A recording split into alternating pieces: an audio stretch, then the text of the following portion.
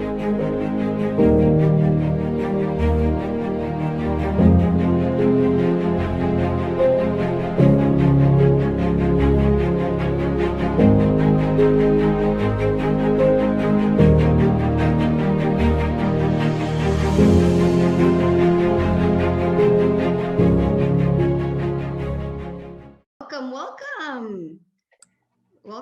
to Worthy, our November 6th monthly online rally. So excited you guys are here. I didn't know if November was getting too busy, but have a great turnout and more people will be jumping on. So thank you for being here. Let's see, we have, who has been here before? All right, nice. So I'm very, very excited. The speakers today, as always great speakers. But we have speakers from around the world today. We have, I'll let you introduce from Canada, from India, from the UK, from Virginia, from Las Vegas, and me from Houston. But it's very, very exciting. We are really stretching the globe. And as always, our goal is to inspire and empower others to tell their stories through the own stories that we tell.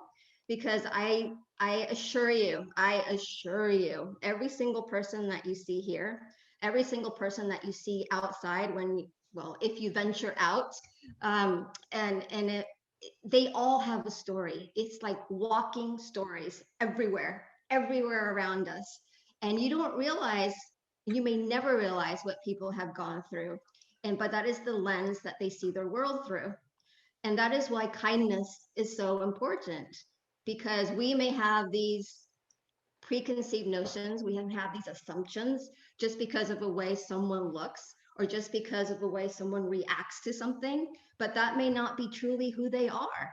That may be a culmination of things that they have perhaps kept inside because of their past experiences, or because of how they grew up, or because of a moment that really shook them up last week, that really pushed their buttons and challenged their values.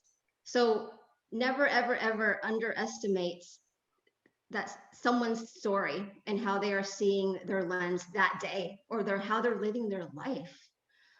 And some people may not realize that that's what's happening with the stories, with the narratives that their mind lives through every single day. I know I was one of those. I grew up in a bubble. It was a bubble that was, in a way, they meant well, but it was a bubble that inhibited me from being myself, inhibited me from thinking that I was okay the way I was thinking, and it was okay to think differently, that it was okay if I wanted to wear certain colors versus others, that I needed to always fit in, because if not, people would be embarrassed of not being the perfect child, or not going into certain schools, or not getting certain grades. And I was achieving a lot of things, but what I found is the more I was achieving, the more I was pushing down on myself, on who I really wanted to be. I was hiding through achievement. I was hiding through letting people dictate my worth. If I was achieving, I was worthy. If I wasn't achieving, then I wasn't. That's how my lens was. So guess what? If you saw me back then walking around in a grocery store or wherever it was, if I wasn't achieving at that moment, I was most likely with my head down, kind of looking insecure, kind of looking unapproachable. But that's probably the assumptions that people would make of me. Maybe snooty, because I wouldn't want to talk. But it's because of my story, of the narrative I was telling myself and how I grew up. So never, ever underestimate what people may have gone through. That is the power of story. And the other thing, to empower others, is the other goal, is we are here to tell our stories, however you want to tell it, whether it's through a past experience, something you've done in your childhood, something that happened to you last week, something you've witnessed, whatever it may be. telling a story of putting yourself in a position of being vulnerable or being human or feeling emotions gives others the power to do the, the same themselves, whether you think it or not. You may not ever know it, but that's the impact it has. It has that power of making people feel like they're not so alone. So that is what this is all about. This is what this has grown to be about. And all of you are here, are very important. All of you have a story. And if you haven't spoken yet, I would love for you to be a speaker. I invite each of you. And I'm going to stop using the word speaker because I want to use the word storytellers.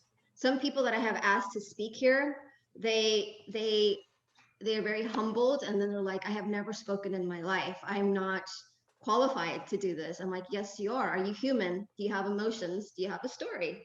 You are qualified. So everyone is welcome to speak here, to tell their story. And that's what I want to make this community all about. So without further ado, I'm so glad you're here. As always, we have some fabulous speakers. They each have about 10 minutes to speak. I will not interrupt them because some of these stories will be very vulnerable, very courageous. So they know they have 10 minutes to speak. I will introduce them. If you feel as they are speaking that there's something that relates to you, or if you feel as they are speaking, and this has happened before, that they are struggling, that they become emotional because they are taken back to a specific moment in their life and they need that extra encouragement, please, please, please either do the heart symbol or do the little heart, little digital heart on the screen to let them know that you're there for them, that you feel them, that you can relate, that you're not feeling so alone at this moment, that thank you for saying that. So that's all I ask, to continue to be a supportive environment. Then afterwards, we will get to know each other a little bit and you'll get to ask some questions. Are we ready? All right. Okay, so first we have, perhaps she's the one that I've spoken to the most, but the fun thing about all of these speakers is that I have not really had a one-on-one conversation with any of them except for maybe John. The others I have spoken to via other groups, or I've heard them speak, which they have inspired me, or I really am a fan of their posts on LinkedIn, etc. But I am so honored for them to be here. And Jennifer is one. I feel like I've spoken with her. She's our first speaker. I feel like I've spoken to her because we've been on so many conversations together, podcasts, events, different groups where we share our stories. And she has always stood out to me because she has this light about her. She has this light, this aura that makes people just want to break away from everything that's bothering them and just really see the good in things. She has this also very calming voice, which you will hear, and it just puts you so much at ease. And Jennifer is really, really great at seeing the goodness in people, the goodness in things. And also what I love about her is that she acknowledges her imperfections and she's overcome so many things to be the person that she is now. She's done so much self-work on her, and I really admire her. So thank you, Jennifer, for being here. Thank you for inviting me to this worthy event, Andrea. I'm honored to be here today as I will be sharing a piece of my story that I've not shared publicly yet. So thank you for that. Thank you to everyone for making time to support me today. I'm always a little anxious as I go into these events, not so much for my storytelling, but just that spotlight being on us. I think we all kind of struggle with that at times. So I just want to say thank you for providing this space. And I want to share with you that I've been on a journey of self-discovery that started back in 2014, actually, when I learned how to meditate. Along my journey, I began to make changes in my life. First, by walking away from a 20-year marriage that was no longer serving me, to deciding to become trained as a life coach, to leaving my corporate job, and becoming a solo entrepreneur. Back in 2018, I made a decision to change industries. I was not feeling satisfied with my current job, and I had an inner knowing that I could be doing more with my life. As I searched for a life coach to help me connect with my inner knowing, I discovered that what I really wanted was to take ownership of my success and my happiness. And in order to do that, I had to get really clear about what I wanted in my life and business. As I searched for clarity, purpose, and fulfillment, and turned to meditation to slow down my thinking, I had a thirst to learn more about the coaching industry. Having no prior social media presence, I found myself spending time on LinkedIn. And at that time, I was lurking behind the scenes. And I found myself gravitating to other articles, to videos, to speakers who would touch on topics that I too was passionate about. Topics such as leadership development, meditation and mindfulness, personal development. I even started to take the advice of others and like comments, or really put myself out there and post a comment on someone's post. That was really pushing things for me back in those early stages when I was just starting to become visible. And as I was just dipping my toes into social media, one Sunday morning while scrolling through LinkedIn, I got this intuitive hit to create my first video and post it. Wow. And that's exactly what I did. I sat at my desktop and I hit record. At first, I was super shy to speak. And then I said a few more words, which led to sentences, which led to me saying how this was my first video. And I was feeling pulled to create it and post it. I didn't have my message all crafted. Rather, I showed up as my authentic self, makeup free, and spoke from the heart. Oh, it was such a challenge for me to do that. In fact, shortly after posting the video, I shared with my kids what I was up to and how I wanted to increase my presence on LinkedIn. And this was how I was going to do it. They were just as shocked and surprised as I was that I followed through and posted the video. As time went by and others started to like, love, or comment on my post, I started to feel more self-conscious about posting the video. In fact, I started to panic. I started to overthink.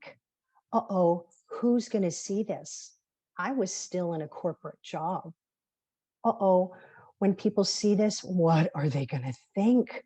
I was not polished on that video. I just spoke from the heart. Is it going to make sense? Oh gosh, I really just started to spiral.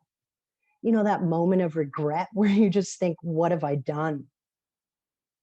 So I sat with those uncomfortable feelings. Every now and then I would go check on the post, and it was just out of my comfort zone. So the next day, as I went into my corporate job, a coworker pulled me aside and mentioned that they saw my video. And I was like, I'm sorry, what? He was like, yeah, actually, I saw it as well as my girlfriend. And I was like, wow, okay, great. And didn't think much more of it.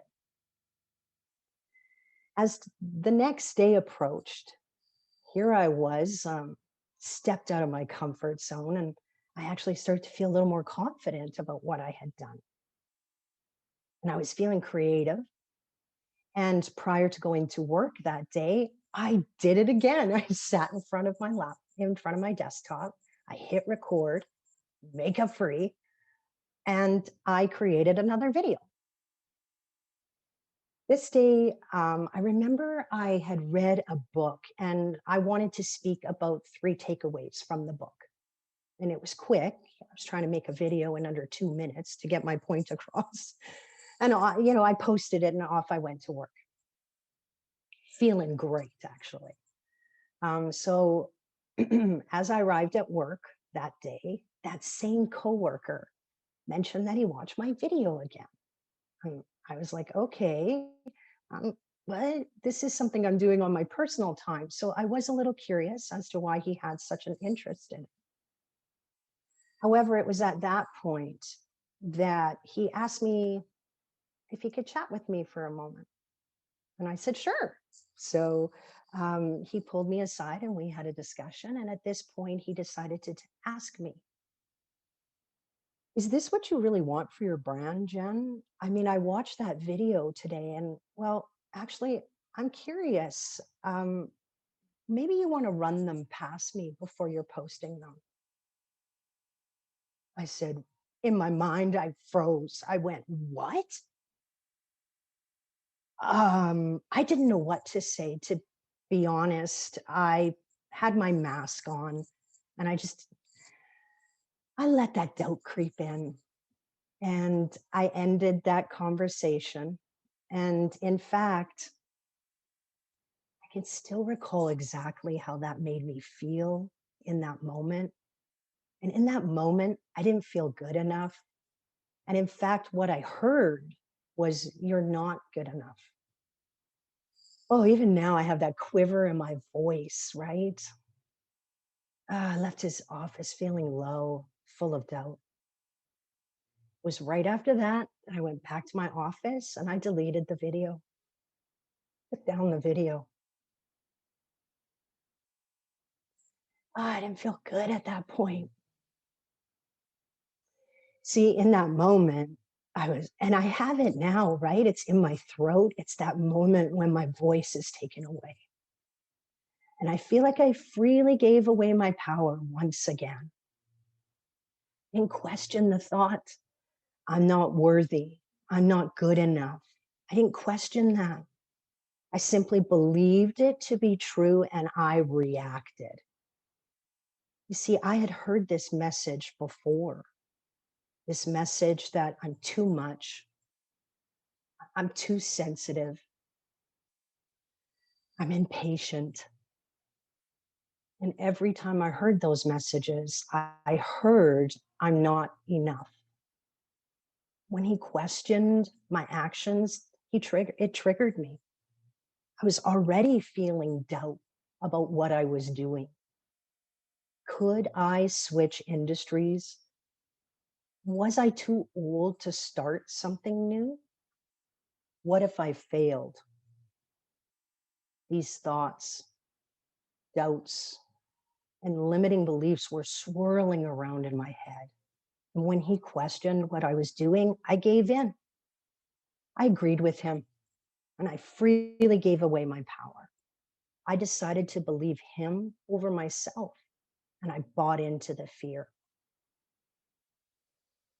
I am so thankful that I already had plans that day to meet a friend after work for coffee.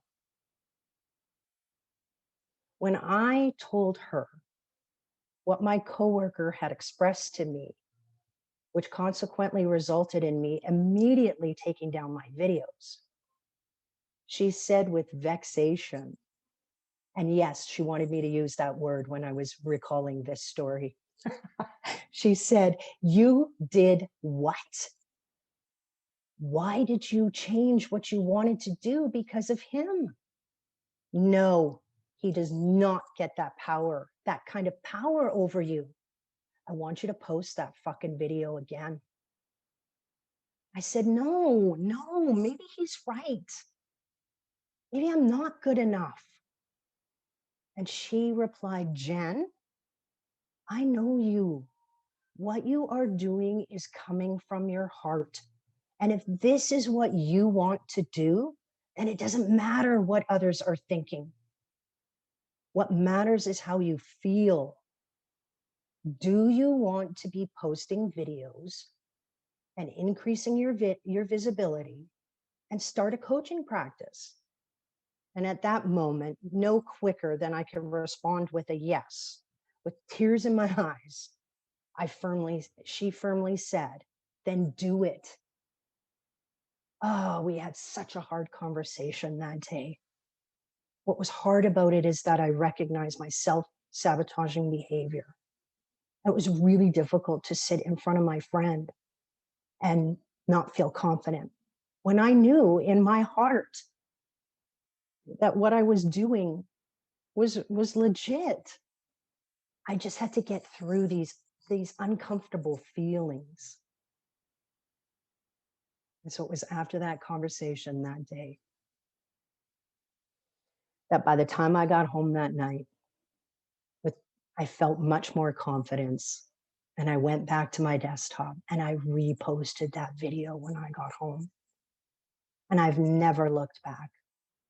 Despite my coworker commenting on my videos afterwards, I decided not to take the bait next time.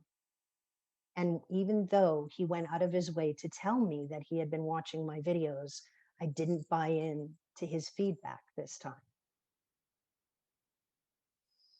The video crisis had been my first experience with what I call mindset growth. After that, I started to read and research my way to success. I learned that what we think determines 80% of our success. After changing my self-talk, I had a pretty negative narrative going on inside. And it was after changing my self-talk, I started asking trusted individuals for feedback. Although I wasn't always ready for that feedback, now I'm more specific as to what type of feedback I'm looking for in any given moment. Since then, I have been working on increasing my visibility and working on my mindset. I did eventually leave that job, and now I coach women to shatter their limiting beliefs and that common belief that I'm not good enough and live an empowered life.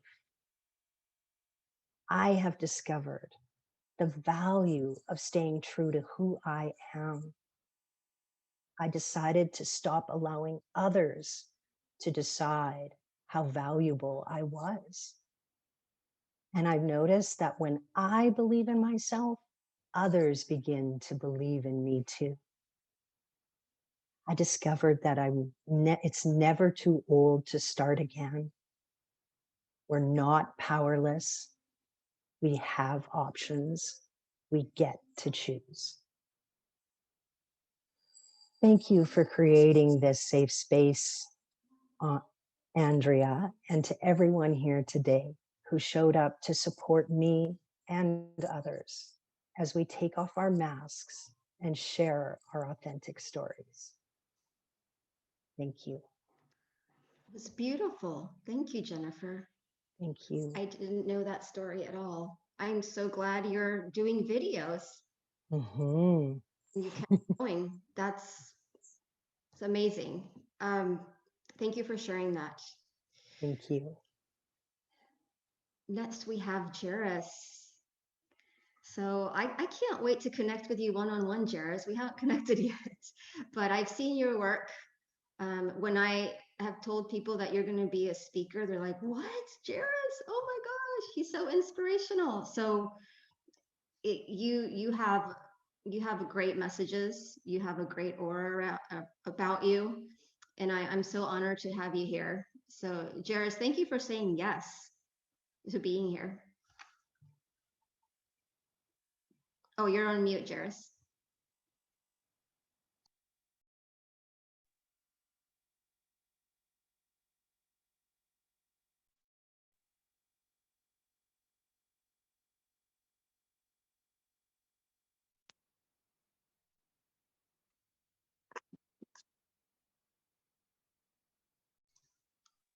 Can you all hear me now?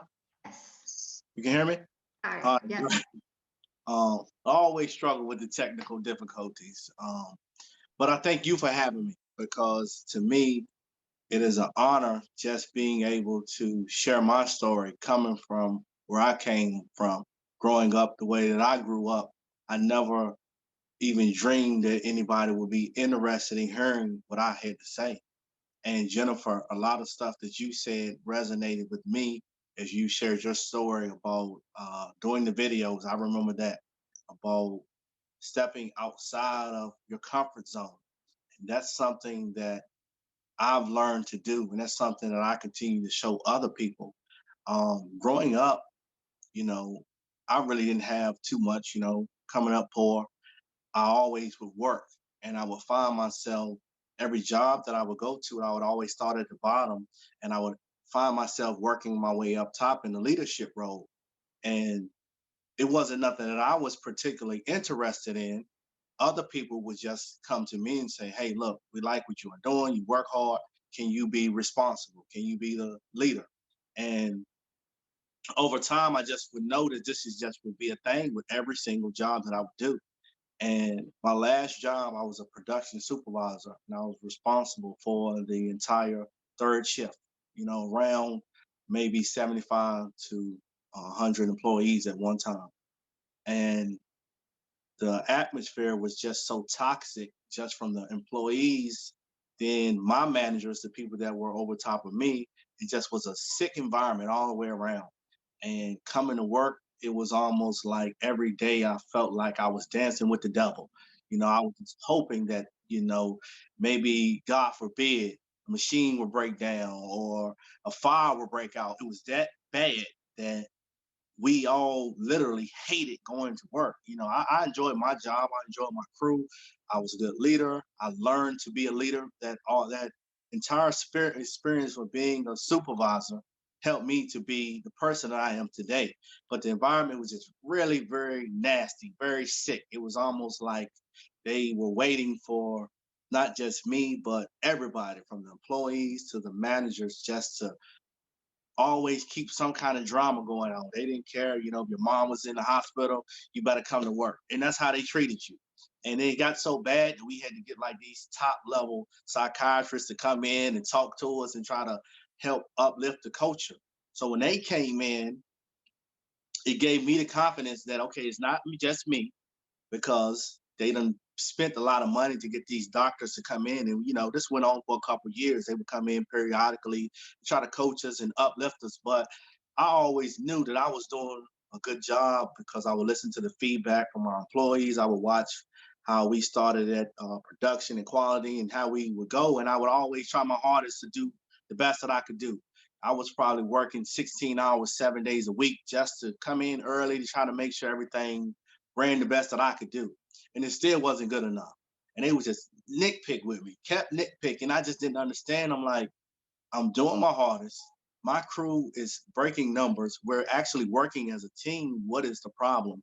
And to make a long story short, they just didn't like anybody that had their own way of thinking. They just didn't like it. And it was just, that place ended up going out of business. But make a long story short, I ended up quitting that position, because I had made up in my mind. I was already starting to begin to open up my marketing company, and I was already writing a book.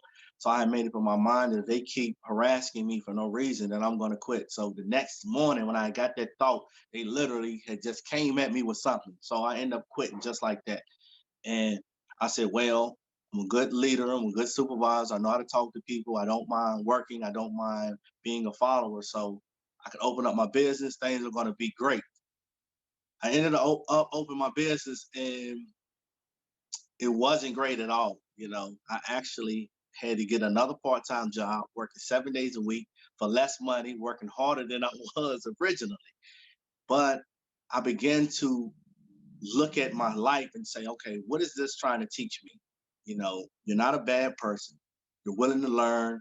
Like Jennifer said, I would do my own research. I meditated. I began to learn who I was. And I realized that everything is a journey. And my journey has shown me how to be present in the moment. that is what helps me deal with a lot of situations and a lot of people. I have learned to slow things down. I have learned to control my thoughts to a certain extent so I'm not drifting so much. And I've learned that when you spend time being focused in the moment, you're not drifting, having your thoughts all over the place. You get clarity, as Jennifer said. And my clarity allows me to see that my overall message is just to remind everybody that we are human beings first. And to me, what that means, before we get to the titles, before being an entrepreneur, before being a coach, or whatever you want to call me, I'm just a human being before the shade of my skin. And when I learned to look at myself, because everything starts with self, and I looked at, my own fears and anxieties, from getting behind the camera to even speaking. I always wanted to speak. I always knew I could be a good speaker. I always was good at communicating. I always was good at saying what was on my mind, but I just didn't have the confidence to do it in this manner. So I did the same thing Jennifer did. I just, one day I uploaded a video on LinkedIn. So my business wasn't going that well. I ended up getting on LinkedIn just to promote myself and my company, and it just wasn't working out. And one day I just put something up there like, man, I'm trying to get this business going on. I'm having a good time. Nobody's reaching out. What's going on? That's when everybody started reaching out. They didn't want to hear anything about real one-on-one consult. And I realized, like, okay, this is what they want from me. When you take the time to understand who you are, and it takes some time, and I think a lot of us, my message is to show us that that's what life is about. Your life is your journey on whatever path that you are trying to go to. I just was blessed to be able to look back at myself and the things that I've been through to say I've been shaped, I've been molded to be a leader. That's why I say now that I volunteered to take the lead in leadership, because of everything that I've been through. Even when I was a child, helping raise my younger brothers and sisters, I would always be given the responsibilities. I can remember being 9 years old, having to cook, clean, and wash dishes, and I'm just a kid myself. So after I quit, I started just going on these journeys, like Jennifer said. I would just do 30-day journeys of kindness. I would do 30-day journeys of just studying who I was and to wrap everything up. That leads me to the person that you see today. That leads me to being comfortable delivering my message that says, hey, listen, I'm here to remind everybody, guess what? We're going to be human beings first. We're going to take care of ourselves, and we're going to pay it forward for the next person. To me, put that on repeat. Look out for yourself. Make sure you're good, your loved ones, your families, your friends. And then whenever an opportunity crosses your path to do something for somebody, to show kindness, then you have to jump on that opportunity.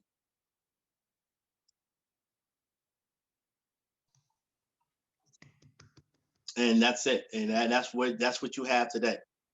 Mic drop. Nice Thank job. You. Nice job, Jaris. Thank you for being so authentic and just being so real. I could relate to lots of things that you said. I love how living in the moment is so key. And you are a leader. I can see that. You resonate that. So thank you for being here and sharing your message. Next we have Bhavana. Did I pronounce it right? You could call me Pippi. Okay. Okay. Bhavana is I haven't had a one-on-one with her either, but I do follow her work, and she is, oh my goodness, she's like Wonder Woman. She does so much to help others and to bring out the best in others and to empower people. And I really, really love your work. And everything that you touch is amazing. So I'm so honored to have you here. And you are in India, and it's late, and I am so blessed that you are here today. I'm honored to be on this platform of fellow humans. Some of you know me, some of you don't.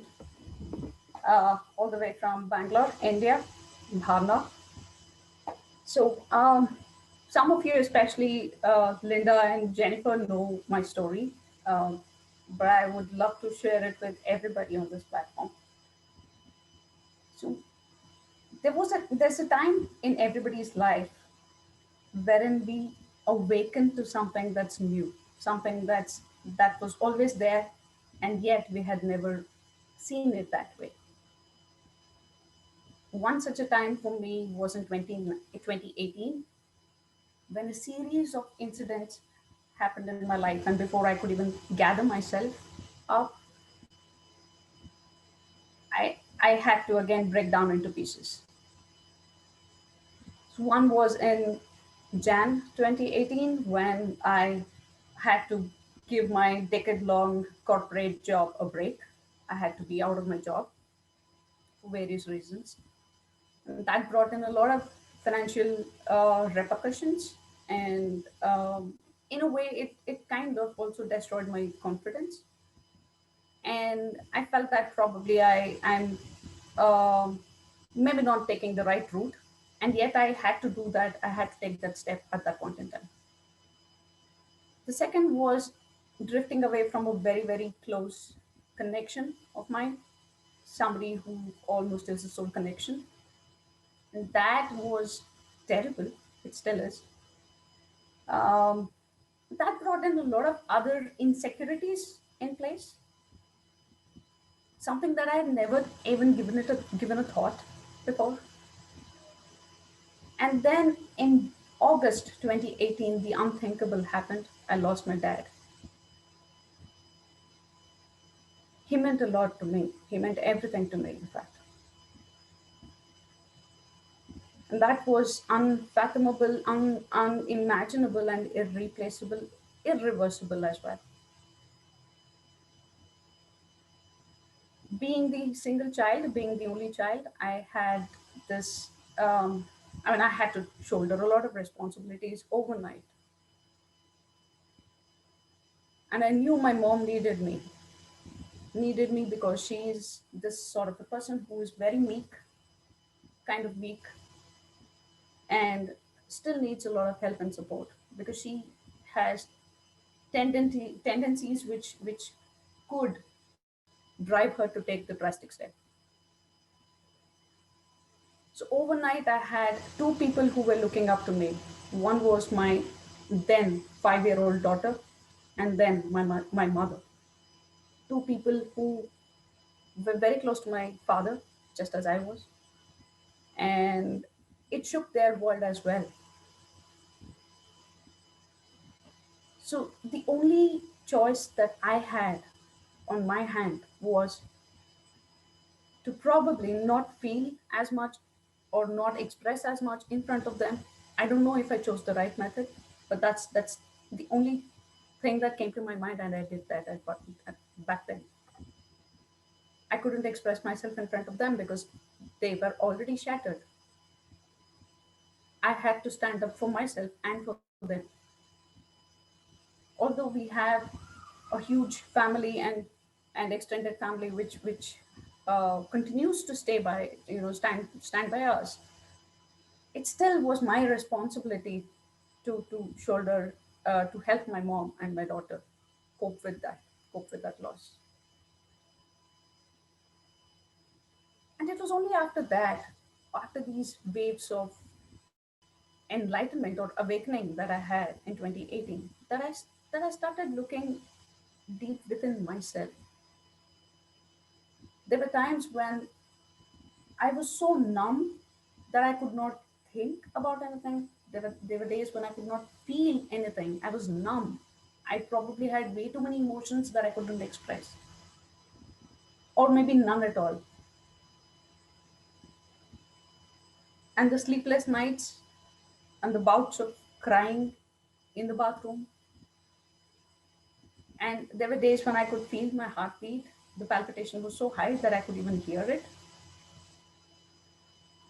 And yet I knew that the only way that I could get over all these things was to look deeper within myself. And that was what my dad always told me, and he always taught me that Somehow, all these years, probably it did not occur to me that I had to tread that path. And yet, when I lost him, when I lost my dad, it was coming to me in bits and pieces, probably like messages or maybe inner voices. And I had to give in to them. I had to give them a deeper thought. For all my life, almost, I have been a person who has lived in the head for way too long. It was time for me to express myself far more. And that one thing that came to my rescue was writing. Now, how I could channel everything, all my emotions which were pent up, was through writing in my books. And I do write a lot. That's one way. Journaling has been one way of me channeling everything into one direction, not really penting it up, and also sharing my stories and my pains, my joys with people who are close to me. With all these that were happening in my life, every day became, the entire 24 hours itself was way too much to take. As days passed, I was uncovering more about myself, and there, the kind of profound things that were happening to me was inexplicable. I would think of something and I would hear the same thing or read, through messages, through books, through, overhearing other people talk. I don't know. I mean, it was profound, and it still is. Some of the things that really came to my rescue were what my father taught me. He probably believed in me much more than I did. And he always kept telling me that, take things as they come by. It's only this year, beginning of this year, that I understood the importance of that. It always makes sense. He meant to, for me, not to be impulsive, because I am, because I've always lived in my head. He always, in his own way, taught me to be, to slow down, to take time to reflect, to pause, to take things as they come by in layers. It gave me a lot more meaning and a direction for me to grow, to glow. Getting into the flow is what he meant by taking things as they come by. It was only after that when I sat and I really understood what it meant. It was only after that I could write a book, and it was memoir about my dad. And it just came as a flow. I don't think I wrote it. I don't think I wrote it, because in 59 days it went from first word to being listed on Amazon. And I don't think it is possible for just me to get all of them channeled. It was only by getting into the flow. There are two things that have kept me going. One is being optimistic, and the other being, you know, resilient. And when these series of incidents happened, I felt like I was getting shoved down into the ground furthermore with each blow. And that's when it occurred to me that, probably a seed also might think the same way before it grows into a tree, that it's buried. And that's when I realized that the only way up, the only way to grow is to grow up. There's no going down furthermore. That's how trees also grow. So that made me think much more about myself. And my dad always used to say, we had this, The Lion King was our favorite movie, and we always had this chat about it. He was my Mufasa and I was his Simba. And there's a line there which says, remember who you are. And that perhaps has stuck by me all through my life. Remember who you are. We all have conditioning, we all have layers around us. Our true self only comes out when we go deeper inside and let it glow from there. That's the only way we find our path. And that's exactly how we can also show other people or shine our light on them and allow them to shine their light furthermore. And that's how you create a ripple effect. For 33 years, I didn't know anything. And suddenly all these things were coming to me each day. And I felt like I was growing probably 10 years in each day with all these experiences. It still is. I mean, it still gives me a chill down the spine. And my mom always used to tell me that, there are only two ways that you can gauge a person. One is when they have everything, the other is when they have nothing. When you do not attach yourself to anything, you generally are the same at all times. I know it's very difficult to do so. And I still haven't been able to do it. And only when I came face to face with my fears, my insecurities, and the dark side of me that I did not really want to touch, it all came forth at once. And only when I had to come face to face with it, I started accepting them because they're a part of me. They are a part of me as the good side is. And how I could get over them is by developing myself or doing that inner work. Letting go comes in stages. I mean, at least as far as I have experienced, because the intensity reduces with me, but it never really completely goes. You can't really let go of things at the snap of a finger. I mean, my journey has been profound the last 2 or 3 years. And I know that I'm still learning a lot each day, each moment, and still have a long way to go. Thank you.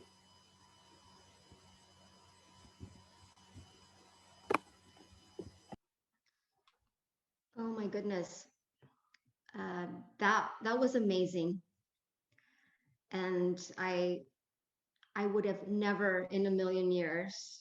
See, this is what I'm talking about. You don't realize the stories that people have and that they carry with them and have influenced them. And that was really touching. And I love, I mean, the fact that you also wrote that memoir in such few days, that's amazing how it just flowed through you. Please write the name of it if it's out there on the chat. I'd love to look at it. And that goes with any speakers. If you have anything, how people can follow you, if you have any groups that you lead, please put them all in the chat, your information. But Bhavana VP, I so sincerely appreciate your courage, your resilience, and gosh, just being there for others at a time where you also needed someone to hold your hands, but you took on that role and you found that inner strength within you, and that is really admirable. So thank you for telling your story. Next we have John. Where's John? Thank you, Andrea. There's Thank you John. very much. All right. Before I begin, I just like to give two shout outs. John Rohn, I don't know, never met you, but I can't think of a better picture to see this meeting than to have you show kindness and love to your dog. Thank you very much. That has been very inspiring to me. And the second one I'd like to say, I hope you'll forgive me for this, Ashley, but I want everybody to keep their eye on Ashley Grice. She's a young upcoming person who is going to be a big influence. And I'll guarantee you that. Thank you again for asking me to speak. I really feel a great honor to do this. My name is John Dunia, and I also call myself the shame doctor because I realized that shame was a big part of what was holding me back in my entire life. And if you don't, or you'll have to forgive me, but I've become so attuned to it that almost everything that I hear through this whole concept of shame and how and what it does to stop people. And if I think there's one thing so far everybody has had in common is a little bit of shame, and that is in the sense of not feeling worthy. Because again, for me, the important distinction is to know what shame actually is, because there is a little bit of difference between guilt and shame. And shame is basically the negative things that we've believed, that we've come to believe about who we were and are. And I know that was a huge, like I say, a huge stumbling block. I mean, I grew up without really many difficulties. I mean, I didn't come from a wealthy family, but I certainly never had anything, to suffer with. I did pretty decent in school. I got good grades, a lot of compliments. And so people would think that why would somebody like me have anything to be shameful about? But it was a huge issue because I didn't believe it. It didn't matter. It doesn't matter if the whole world tells you, wow, you're a great speaker, you're a great whatever, this or that. If in your mind, you don't have that concept, you don't have that meaning, then it won't become true. People can, I could say to anybody, wow, you're such a great basketball player, you could play in the NBA, but you're not going to believe something like that.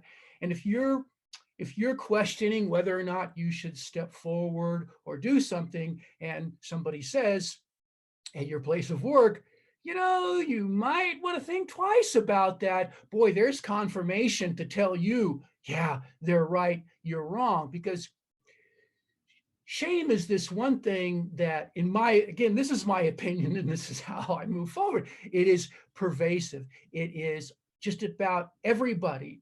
In fact, I say anybody who has the ability to communicate with somebody also has had some form of shame in one or the other. It is so pervasive, yet it is rarely talked about. And when it is, it's confused a lot of times in its meaning. I mean, shame does have a broad meaning, but when it comes to shame as an individual, it's that thinking that we're not enough or that we're not worthy.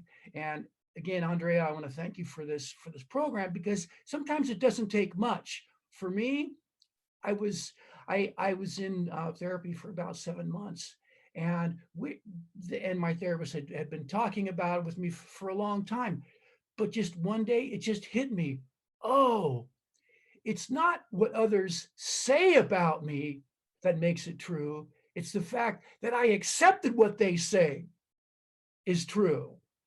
And that just turned the light on for me. It sort of opened the whole door moving forward. I mean, I taped my therapy sessions. I listened to them over and over because I wanted to do something. I like Jennifer, I had a 20-year marriage that fell apart. And like, what's going on? And that was just the catalyst to get me to move forward, to understand, okay, I have to look at see what I need to do. And I remember telling my therapist, tell me what I need to do. What books do I need to read? I'm really good at following directions. But little did I realize that was precisely my problem. I felt so much devalued that I had to have somebody else tell me what I needed to do to be successful. And in some ways, that's also relinquishing my responsibility. Well, I'm not succeeding because somebody's telling me this. I'm not being the kind of person I want because I'm listening to somebody else. And this acceptance that, wait a minute, John, you need to look at yourself. Yes, there are situations where people create, they put us in situations where it's very easy to understand this. You know, if you're a 6-year-old child and your parent or somebody you love or trust keeps saying, wow, you're not very smart, or you this or that, we tend to believe those people because we put our faith and trust in them. And oftentimes this is where the shame begins in our lives. But sitting in that meeting, it happened February 22nd, 2012. It's the day that I refer to as my personal Independence Day, because since then things have changed. For about the past 5 years, I write weekly articles. I think that's how Andrea and I met. And they're all based on emotional healing, on personal development. And I do this because I'm committed, not because I get paid, because I really enjoy doing it. My life has come to a point where my purpose is to guide others on their journeys of emotional healing and greater self-awareness. And what I like about this meeting is hearing people, hearing the other speakers talk about what works for them and what's successful. Because the minute we ever get to the point, at least in my belief, where my way is the right way, everybody, you need to listen to me, I think that's where we begin to fall apart. Because none of this is about me. None of this is to promote me, to make me some guru or whatever, because everybody has his or their own journey. And if it's not what I teach, that's fine, because my goal is for people to get personal development, to get emotional healing. And kindness and hope is a huge part of that. When you're kind to others, when you're thinking about others, it's very difficult to be selfish. It's very difficult to be arrogant, and it's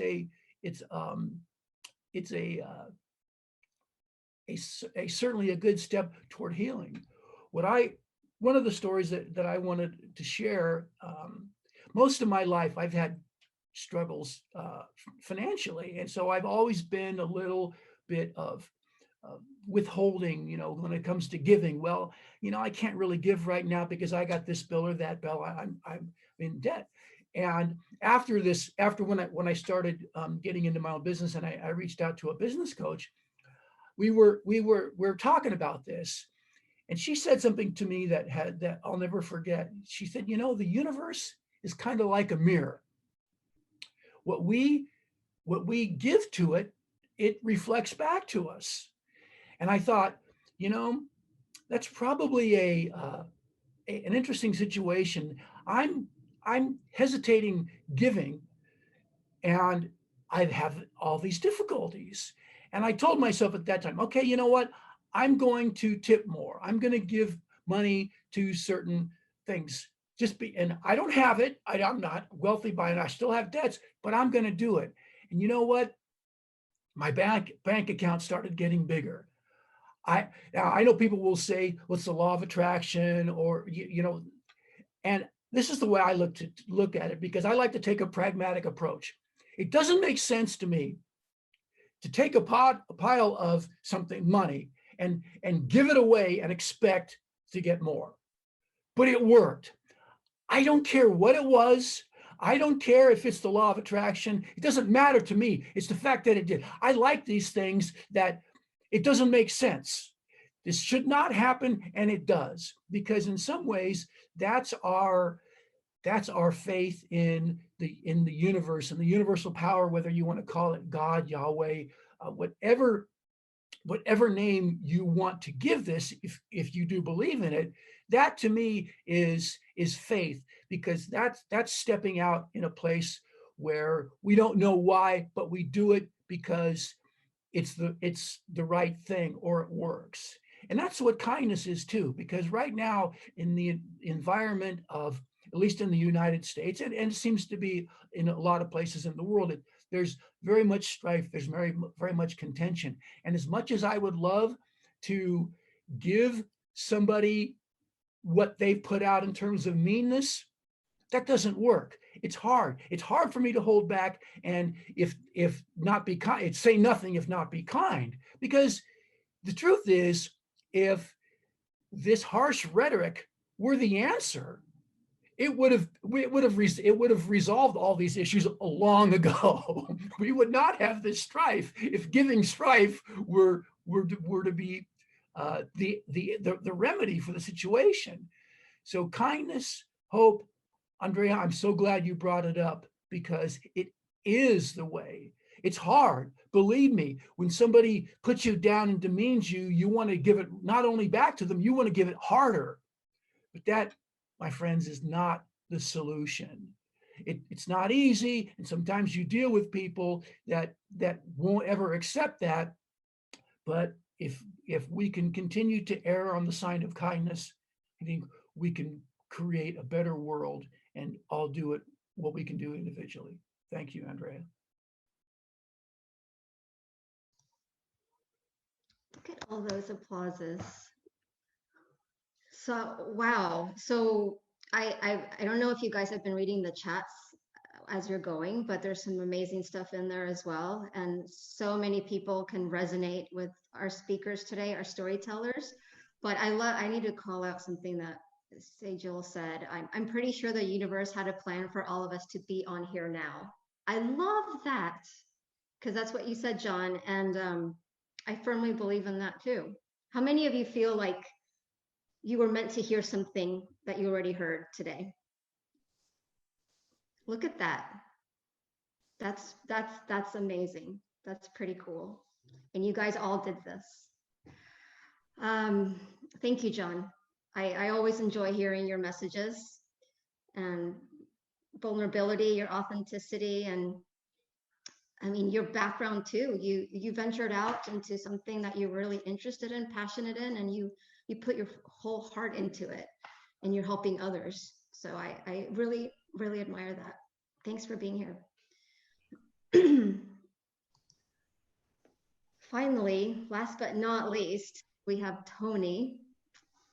And Toni is a true leader. I've never, again, had a one-on-one with Toni. She's from the UK, bless you, because it is also later in the afternoon. But Toni just leads so many great initiatives. She always has this confidence and about her that I really admire.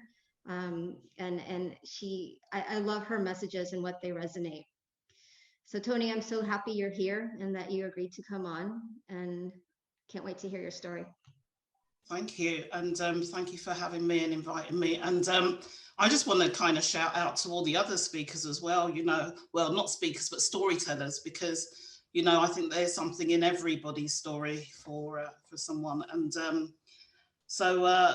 yeah, I think today, you know, I just want to say that my hashtag is Toni's Fairy Dust, Operation Fairy Dust. So I'm hoping I can share some fairy dust with everybody here today. So wherever you are across the globe, you know, just try and catch some, because, you know, that's what it's all about, you know, just giving a little bit of inspiration or empowerment or, you know, a bit of hope, really.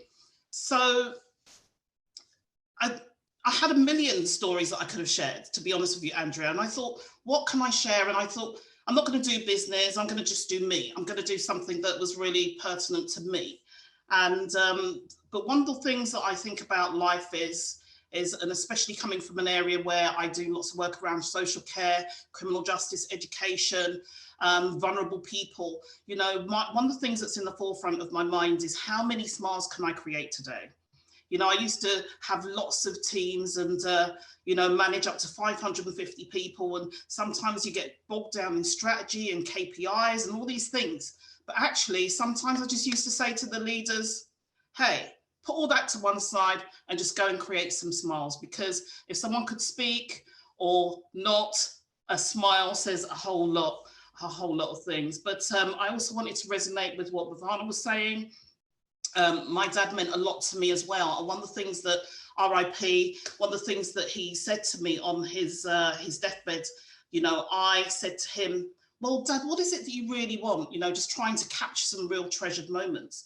And he said to me, do you know something? I don't really want anything. I just want to know that once you're okay and everybody's okay, then I'll be okay. And I thought, what a courageous thing to say in a moment like that. And it just made me feel that if he can be so courageous in that moment and say that and still be thinking of that, then that's what I want to do. So I kind of feel like I want to continue that legacy of making sure that everyone's okay.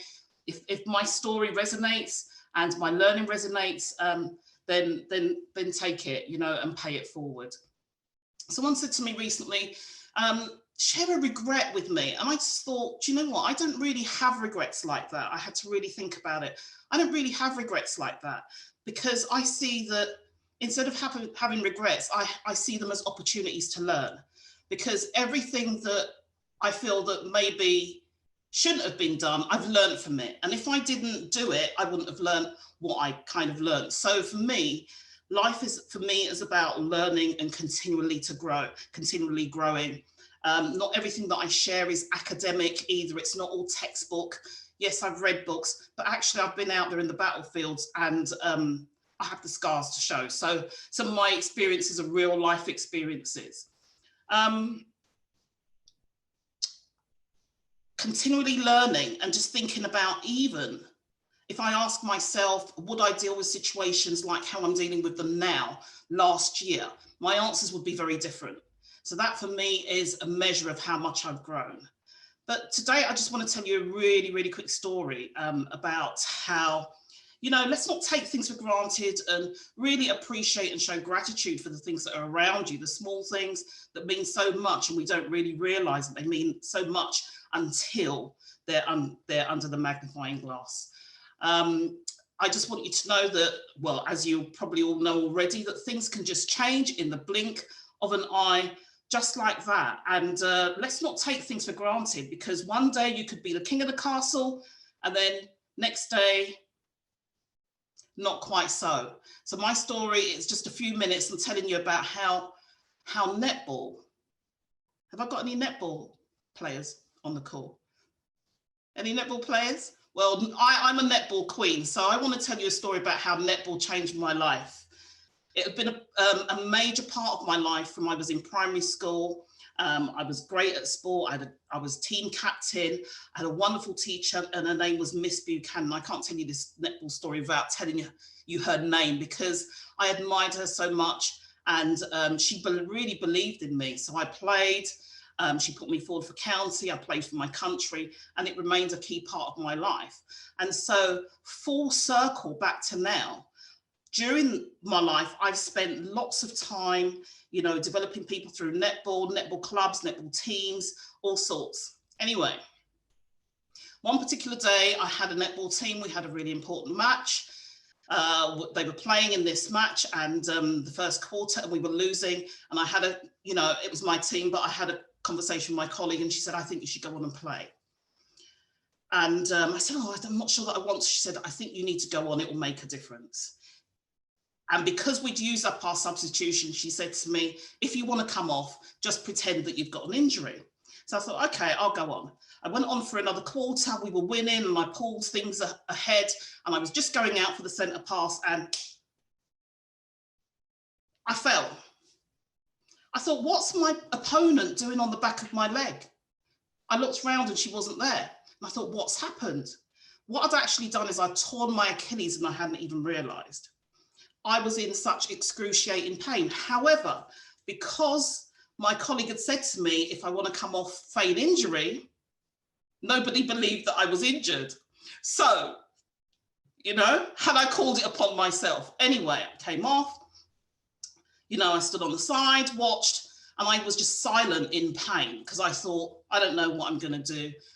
My team won though, so I was glad for that. But I didn't know. Anyway, I got home. Someone drove my car and took me home. And at that moment, I grabbed what I thought was what I needed in my emergency kit, which please don't laugh, but my emergency kit consisted of a phone. This is to go to the hospital. Phone charger, eyelash glue. Don't ask me why. It was in there. And you know, a couple of plasters and a comb, you know, and some nail varnish, because I thought, well, I'm going to be waiting there for ages. And off I went to the hospital. I thought it was just going to be an overnight or a few hours, but 3 weeks later, I was still there. And the reason why I was still there was because the assessment team didn't trust my risk assessment. My risk assessment was saying, you know, this lady's just not steady on her feet. You know, we can't trust her with crutches. We need to do a home assessment. We can't let her home there. And it was over an Easter, so there was holidays and stuff in between, and 3 weeks. So I couldn't believe that 1 minute I was, you know, there was all these things going on, and I felt like I needed to use 24 hours of the day to actually not being able to do anything, feeling very vulnerable and finding myself in a position where I was totally dependent upon others, which was just so strange for me.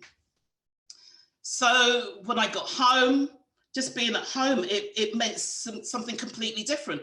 Being in the home, I realized that, do you know what? Actually, I don't even live in this home. I come there every night and I sleep there every night, but I don't actually live there, because I was looking at the walls and I was thinking, what was I thinking when I picked that color wallpaper? Or, you know, what was I doing with, because I realized that I wasn't spending much time at home at all. My days were filled with challenges of how am I going to maneuver up the stairs? Simple things like making a cup of coffee and getting it from the kitchen to the living room was almost impossible because it was shaking. And I actually mastered how to do that, but I had to get a tray, put this cup on the tray, push it with my crutch. Am I going to scratch the floor? Do you know what? Let me just give it a try. And I would push it the entire distance, yeah, just to this seat. And, you know, I had this seat by the window, by the garden, and this bird used to come along and, you know, drink water out of the, you know, this little crack that I had in the pavement there. And I used to think, is this a sign that this bird is coming to me? But really, my life had been turned upside down. My colleague, she still came and picked me up for netball, and I was in a wheelchair. And, you know, I would tell her what to do. She would do all the demonstrations. And even one day I thought to myself, because when I had appointments at the hospital, I would normally get a taxi or my husband would take me, but this particular day I didn't have an awful lot on. And I thought, I'm gonna just ask the hospital transport to come and pick me up, because that is what they offered. And I got on there and it took 3 hours longer, but it really, really gave me a different insight into what's going on. These people that are just living this disability every single day in, day out, and how the things that we take for granted, people are living this. And I saw that they'd come on this bus once a week and they were saying, hello, John, hi, Sue. And I could see the joy just by meeting these people. And I thought, wow, this is just a totally different life to what I'd kind of experienced. So I had a year of being in this plaster cast and an air boot. And, you know, it was just filled with, what am I going to do now? And it was a real turning point for me, because I realized that actually I wasn't living in my home. Did I even like my home? Did I want to even be there? Did I like my job?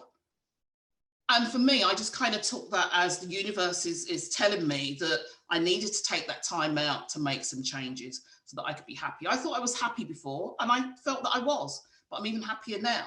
So the message that I'm kind of looking at, leaving with you today, is about the fact that, because I thought that netball was going to change my life in the sense of, you know, in a different way. Yes, I played nationally and for my country, but I thought I was going to get more of that. But actually it changed my life in a different way. It made me think differently. It made me appreciate some things that I'd taken for granted. You know, just being able to go up the stairs, you know, I had to really give some great thought into it. But the main part of this message as well is about, it's great, you know, I had great teams. This team was elite. They were winning everything. And, you know, sometimes when you're at the top of your success and you're holding that cup and you bathe in it, you're so in your comfort zone that you think, well, actually, this is never going to change from this. but sometimes things do change. And I just want to kind of resonate with my message with a quote from Sir Winston Churchill, which says, success is not final. So that's the success of having that cut. Success is not final. Failure is not fatal, but it is the courage to continue that counts. Because in my darkest days, when I was there at home, thinking, is this what my life is going to be? Actually, I made the greatest changes, you know, and so I just want to kind of end by saying that netball did change my life. It didn't change it in the way that I expected it to or wanted it to, but it changed it a lot better than I expected. So, you know, look after yourself, appreciate the things that are around you, the simple things you take for granted that people don't have. Don't wait for someone else to appreciate you, appreciate yourself. And don't take things for granted, because things can change in the blink of an eye. So that's me really. And I just want to just finish that with some fairy dust for everybody, really, and go and live your extraordinary life. Don't keep it as an ordinary. We think that there's nothing to be afraid of, really. There is nothing to fear other than not living your life to the full. So we need to step into that a little bit more and have some courage. So if my dad can tell me to do that while he was at his absolute worst, then I just felt that I needed to bring that legacy forward and share that learning with you, and, you know, make a difference to everybody on a daily basis. So thank you for allowing me to share my netball story. That was waiting to get out for a long time, that netball, any opportunity to talk about netball, and I'm in there. So, you know, I used to love playing sport. Thank you, Andrea. Wow, Toni, can you guys feel that? There's so much fairy dust everywhere. I mean, everywhere, Toni. Is that the first time you told your netball story? I'm always busting out to tell netball stories because it was such a key part of my life, and it still is. So, you know, if I can get a story out there rather than something to do with business, but that particular story, there's loads, but that particular story is yeah, you know. Wow. What an eye-opening, life-changing experience. It absolutely was. Truly. Thank you for sharing that, Toni. I could listen to you for hours. You're very captivating, and I invite you to read all the comments. Everyone really enjoyed you. Now I want to open it up. Everyone feel free to unmute, but I want to see if anyone has any questions or comments to any of our speakers, like if you could relate to some of these stories, or if you have questions, want to know more. Does anyone want to ask a question? Andrea, I just wanted to say to Toni and to all the speakers, what a phenomenal job. But Toni, anytime you tell that netball story, you have to have Roger and I on the call so we can explain to people what netball is. Okay, sorry, but thank you. You know, only netball players will understand, but it's just a different variation of basketball, I would say. A different variation of basketball. Thank you. It was educational, very much. Anyone else have any other questions for our speakers? If not, I have questions. Raul? Yes, I just wanted to share something with Toni. I think you could be an honorary Texan, Toni, because when you were talking about getting on the bus and everyone was telling you hi and so on, you went like this. You raised your hand like this, and when you raised your hand, you smiled. That's like an unwritten law here in Texas that says the minute your hand goes above your heart, you have to smile a little bit. See, there you go. I think we've all got to do that now. We've all got to be honorary Texans. But remember, the minute your hand goes above your heart, that's when you kick in with your smile. Thank you. No, that's great. So much learning going on. It really resonated with all the speakers, but Jaris was really helpful with me when I was going through a panic attack and trying to get videos out. So he saw a raw version of me at that time. So I'm really thankful for Jared for helping me during that time. So. Well, I'm thankful for you because you allowed me to see where I was at one point in time. And I tell everybody, I get encouraged when I can see that I can actually help somebody because I saw you where I was and it wasn't planned. You know, just checking my DMs one day and I saw that video and I was like, wow, you reminded me of my very first video. So thank you for giving me something to be inspired about as well. John? I had a friend of mine tell me something a number of years ago that I've always taken to heart. He said, as you climb the ladder of success, be kind to those that you pass because you will meet them again on the way down. So true. So true. So Jennifer, I have a question for you, and I could totally relate with your videos and when you first started. So I know you've been continuing to do videos, which I love. So how do you move past, if you get those reactions from people now, how do you move past that and keep going and keep doing your videos? I think for me, it was an internal decision. I decided to stop overthinking what others might be thinking of me. And I started to really focus on my message. And what I was looking to share with others was from my heart. And it was what was awkward about what I was doing was that fear of public speaking, whether it be through video or in person. And that was also something that was popping up for me as I was trying to share my message from the heart. I think for me and what many other storytellers talked about today was our mindset and how John spoke about it's one thing for others to say that you're good at this, but unless you believe it for yourself, you may not take action. For me, I started to let that doubt, I needed to let that doubt come up, and then I needed to deal with it. And part of dealing with that was deciding what it is I wanted and what that was going to look like. And then just take those uncomfortable first steps. And in fact, I even followed it up and started with a local Toastmasters group, as I really wanted to learn how to slow down my speaking and how to get my message across. Because in the beginning, I was just so damn excited. And I just started fire hosing everyone with my ideas. And it just wasn't coming across as good. So really, a lot of it had to do with that belief in myself.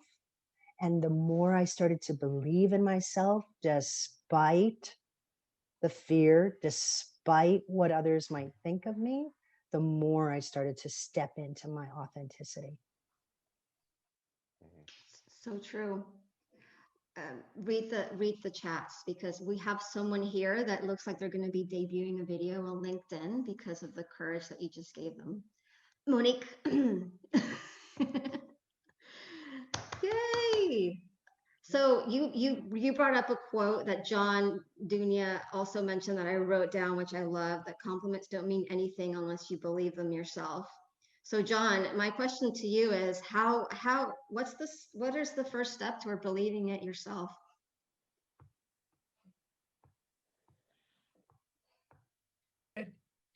It kind of depends on the situation. When I work with clients, I have to kind of assess where they're coming from, because it's difficult to give one answer for one thing. Somebody might have a fear, again, of just doing a video. Somebody might be afraid of what they're thinking may not be quite right. It might be something that they just sort of came up in their head. So it really depends. And that's why, honestly, it does help to have a life coach or a therapist or somebody to deal with, because you can start there and say, how do you feel about this? I mean, obviously you need somebody you know that you can trust, because it is sort of it can be a battle between what other people think, especially people that you trust, and yourself. Ultimately, we are responsible.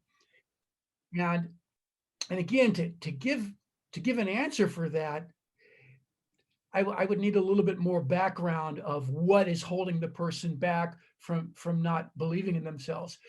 What I typically do is I'll take the situation and I'll ask the client, do you have a friend that thinks they are in the situation where they're maybe unworthy? Or what if your friend said this to you, I don't think I'm worthy? They'll usually answer, well, that's not true, or they are. And when they can give that assessment to somebody else, it's easier for me to turn that back to them and say, well, how about showing some kindness to yourself? How about accepting it? And you know what? It's okay that if you don't believe it at this moment, but keep going, because eventually you will. You'll change the way you think about you. It took me 53 years of this self-doubt, this self-talk, and you're not worthy enough. I'm not going to just go and have that all change in an instant. I have to work at it. But that's what I try to do is if somebody can't grasp it for themselves, take a partner, a friend, or somebody that they intimately know, and have them answer for them, and then put it back to them. Well, that in that same way, you can believe that for yourself. Great answer. Thank you. Maxine?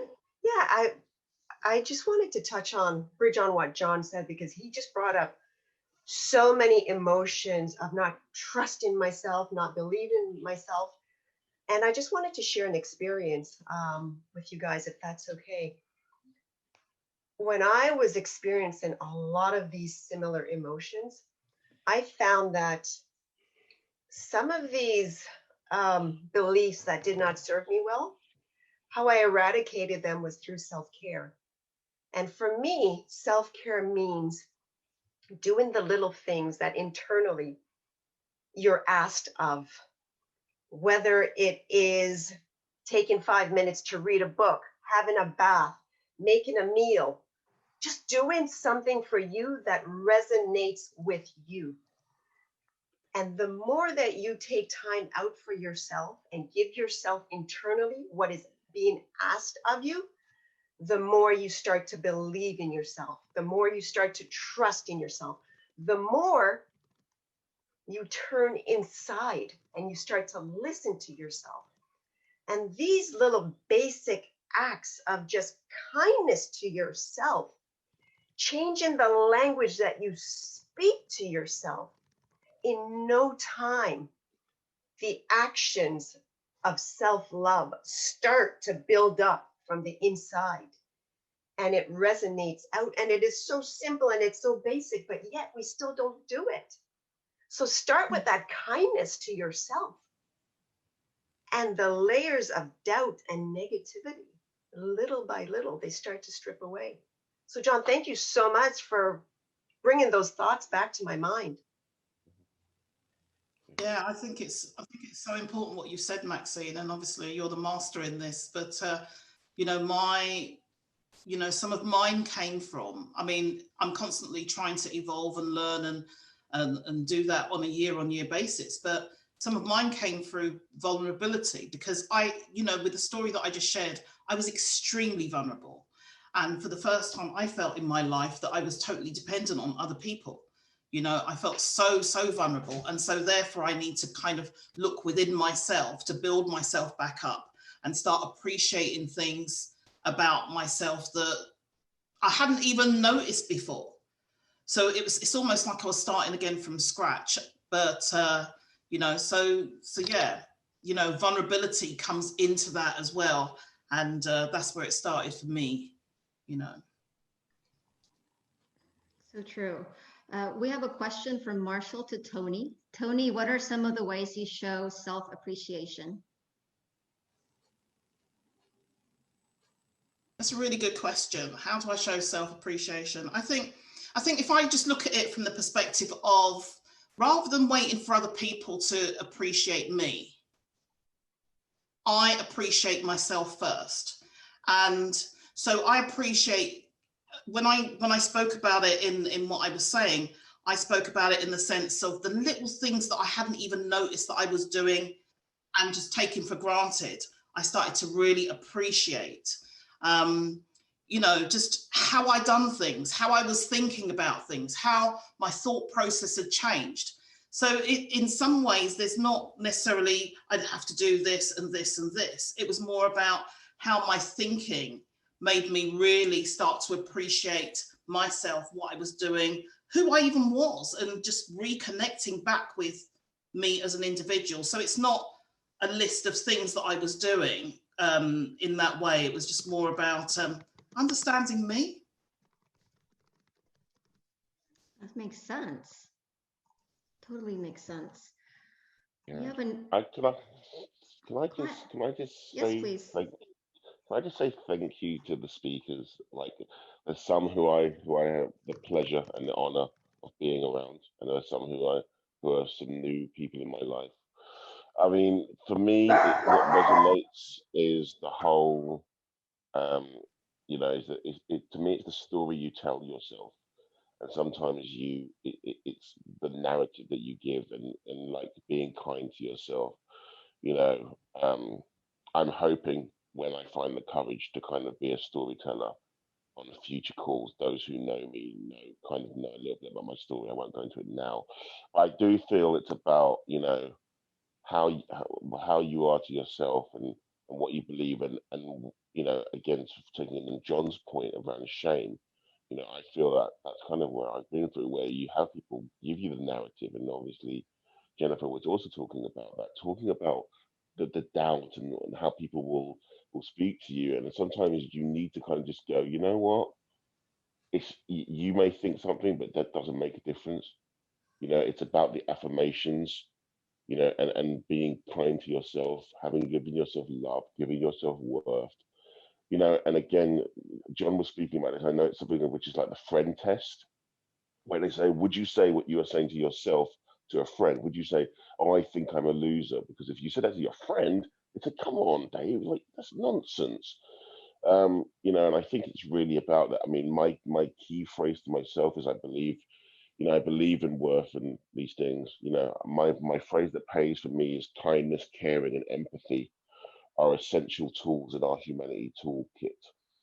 And without those, without love, that's pretty much what the world needs. We're at an impasse now, and what we need is, we need kindness to each other, kind words, love, genuine connection, and just to be there for each other. Love accentuates hate. Love is always going to be the answer.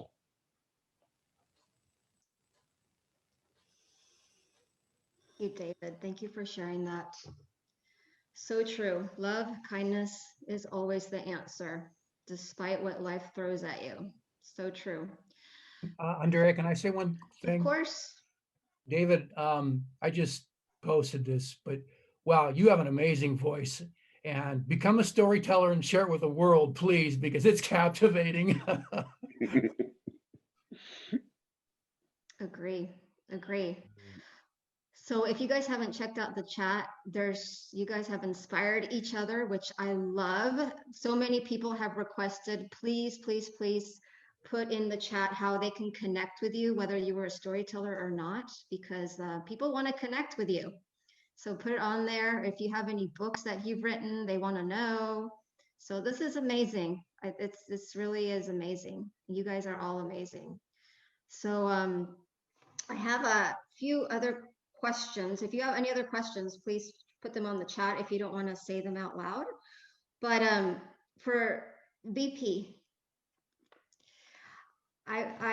your story really touched me, and I know it's the loss. I can't even imagine, but I'm still in my mind in awe how you were there for your mother and your child. And how did you find the courage to be there for you and to keep going while you were still going at it for others? again, that was the only choice I could see. So when I it was all of a sudden, everything happened in 5 minutes, and he was a healthy man. It was very difficult for us to understand that 5 minutes ago there was one person who was there, and the next 5 minutes is no longer with us. And that, I mean, it was all of a sudden, and the only choice that I had was to be brave. I was not going looking to be brave, but that was the only option I had inside for myself and for others, because I knew in a lot of emotional ways they were dependent on me, my help, my support. And if I broke down, I don't think they would have held up, you know, the way they did. Yeah.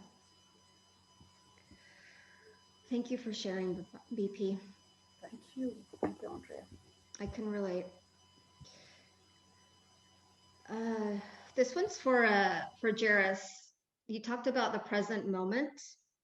So right now, it seems like you're very self-aware right now, but how do you catch yourself when you're not being in the present moment, or do you? Yeah, I do.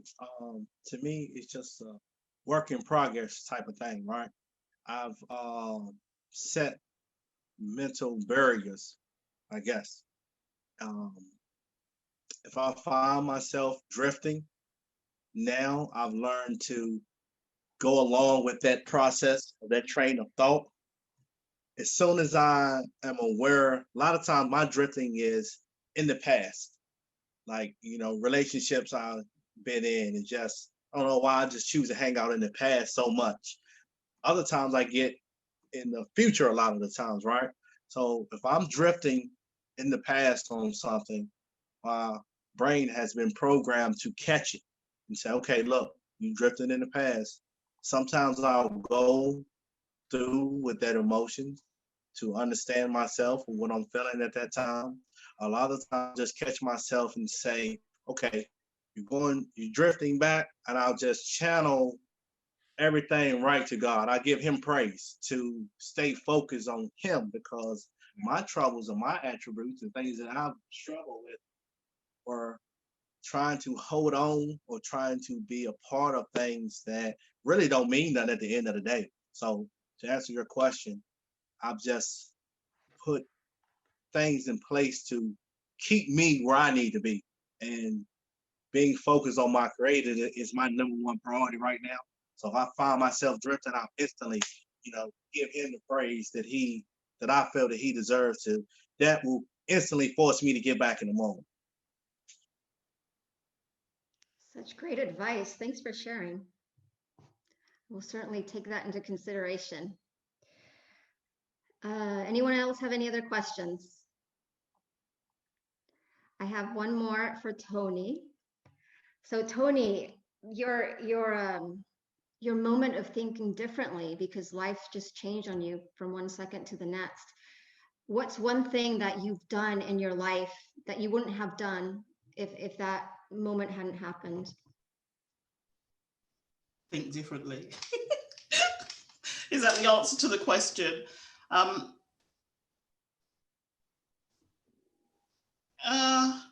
One thing that I would have done, I don't know, because I can't really answer that question, but it was just a real catalyst to open my eyes, in the sense of, it was just one day, everything, next day, nothing. Do you see what I mean? Well, not nothing, but, there was work, but it was very different. Everything was hard. So, and my life really, really changed as a result of it. And, I moved house and changed work and put me first and all of these things. It was just completely different. So I wouldn't say that there was one thing. There was lots of things. I just really think very open-mindedly and learn from everything now. Love it. So true. Any other questions? Love that everyone's sharing their contact information. Awesome. if you don't have any other questions, the last few minutes, I'm going to put you guys in breakout rooms so you can get to know each other. And if you're new to breakout rooms, the computer will automatically put you into random rooms. So I don't know who's going to be in which room for about a few minutes. And then you will be transported back into this session so we can say our goodbyes. So when you go into breakout rooms, when you introduce yourself, but also think about a moment, sort of like a Toni fairy dust moment of how things can change in the blink of an eye and how that has impacted you and who you are today. Maybe speak about that. Are we ready? I guess so.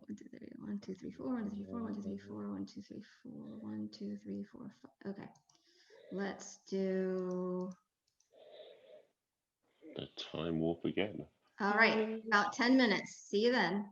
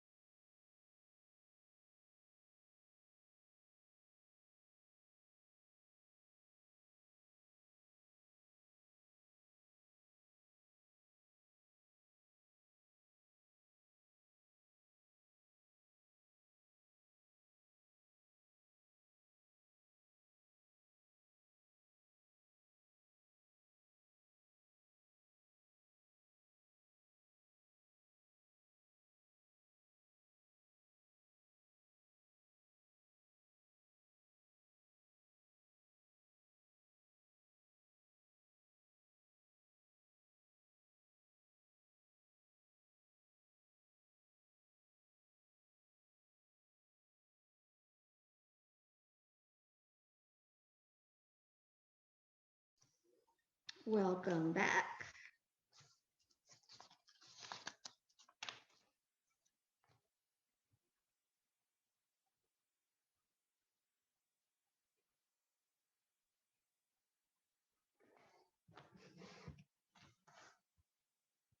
How was that? How was your breakout room? Nice to meet other folks from all over the place. Nice. But Bashir, how do you pronounce your name? Bashir? Yeah, hi, it's Bashir actually. Hi, Bashir. It's an old Aramic name. It means the evangelist. Good to have you. Thank you. So great to have you guys all here. How was the breakout room? Any inspiring thoughts or quotes you want to share or moments before our time's up? Sejal, hi, is that the way you pronounce your name? Who, John? S-E-J-A-L. She was in the breakout room with me. Sejal. It's Sejal. Sejal. Okay, all right. She's in San Francisco. I just been a year. I love San Francisco. That was a great place. Yeah. I took a course in the tarot cards at the San Francisco City College there. That was wonderful. You know, everybody in the class was nuts, including me, and it was just a lot of fun. You know, everybody believed that stuff, and I had more fun with it. So anyone have any moments they'd like to share? Who did you meet? Anything in common? Any stories you would have never thought you'd hear today? Well, I think we're all writers. We just need to spend more time together. You know, we just continue this linear relationship here, so we can all begin to share and learn what the other person has got to offer. I think that's the key thing for a writer, is to shut your mouth and open your ears. And that's where you get your stories, is what others have to tell you. And then you take that and put that in your head, and then you build your world. I think you don't learn much with your mouth open. Definitely. I think we're all content creators in some form or another here. Absolutely. Joy? Andrea, I just want to say that maybe many of us are introverts, I don't know, but when you put us in those small groups in such a short time with one question, it just felt so amazing, especially to me today for some reason, and I don't know why, but that is so valuable. So thank you for doing that. You're welcome. I'm glad you got something out of that. I tried something new today. I try to have like more of a Q&A with the storytellers, and then go into our breakout room. So I'm always up for new ideas and how we can continue this.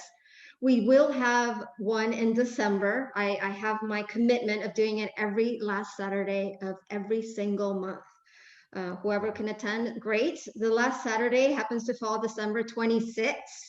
During holiday peak time, but I'm still going to hold it. And I may do something special in December. It may be sort of like a worthy holiday celebration. But stay tuned for that. I'd love for all of you to attend. And of course, if you're interested in being a storyteller, I've heard already so many stories of people that haven't officially been a storyteller yet. I would love for you to be one in 2021. So please reach out to me. Anyone and everyone is invited, and everyone and anyone is good enough to be a storyteller, because we all have stories.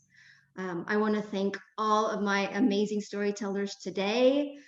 Thank you so much for your courage, your vulnerability, just being you. Past storytellers that have been here and future ones, I can't wait to hear your stories. But any closing remarks from anyone else? Can I just say, I just want to shout out to Marshall Bashir, who was having some technical difficulties. So, hi. Yeah, hi, so thank you. So you've joined us. No, so that's great. And Jonas, who was very quiet today, but he shared within the breakout. So I just wanted to kind of you know, just give a shout out to those people. And of course, Roger and David, who we know, you know, but they were just new to the call. So just wanted to shout out. Actually, I just wanted to personally thank you, Toni, for providing my message to the others through the writings with my microphone problems. And if I may, since I didn't have the chance earlier to speak. Sure, go ahead. Yeah, hello, I'm still here. Yeah, sorry.